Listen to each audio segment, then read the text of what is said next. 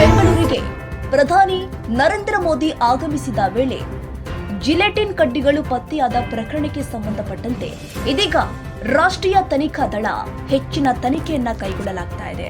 ತನಿಖೆಯನ್ನ ಮುಂದುವರೆಸಿದೆ. ಪ್ರತಿ ಹಂತದಲ್ಲೂ ಕೂಡ ವ್ಯಾಪಕ ತನಿಖೆ ನಡೀತಾ ಇದೆ. ಮೋದಿ ಕಾರ್ಯಕ್ರಮದ ವೇಳೆ ತಪ್ಪಿದ ಭಾರಿ ಅನಾಹುತ, ಬ್ಲಾಸ್ಟ್ಗೆ ನಡೆದಿದ್ದ ದೊಡ್ಡ ಮಟ್ಟದ ಸಂಚು. ಕಗ್ಗಿಪುರ ಬಳಿ ಜಿಲೆಟಿನ್ ಕಡ್ಡಿ ಪತ್ತೆ ಪ್ರಕರಣಕ್ಕೆ ಸಂಬಂಧಪಟ್ಟ ಹಾಗೆ ಇದೀಗ ಪ್ರಕರಣಕ್ಕೆ ಸ್ಫೋಟಕ ತಿರುವು ಸಿಗ್ತಾ ಇದೆ. ಕೇವಲ ಜಿಲೆಟಿನ್ ಕಡ್ಡಿ ಮಾತ್ರವಲ್ಲ, ಸ್ಫೋಟಕ್ಕೆ ಬೇಕಾದ ಎಲ್ಲಾ ಸಿದ್ಧತೆ ನಡೆಸಿದ್ದ ದುಷ್ಕರ್ಮಿಗಳು. ಬ್ಲಾಸ್ಟ್ಗೆ ಬೇಕಾದ ಸರ್ಕ್ಯೂಟ್ ಪತ್ತೆ ಆಗಿರುವಂತದ್ದು. ಸರ್ಕ್ಯೂಟ್ನಲ್ಲಿ ಟೈಮರ್ ಅಂಡ್ ಡೇಟ್ ಫಿಕ್ಸ್ ಮಾಡಲು ಸಿದ್ಧತೆ ಕೂಡ ನಡೆಸಲಾಗಿತ್ತಂತೆ. ಡೆಟೋನೇಟರ್ ಇಟ್ಟು ಟೈಮ್ ಫಿಕ್ಸ್ ಮಾಡಿದ್ರೆ ಬ್ಲಾಸ್ಟ್ ಆಗೋದು ಪಕ್ಕಾ.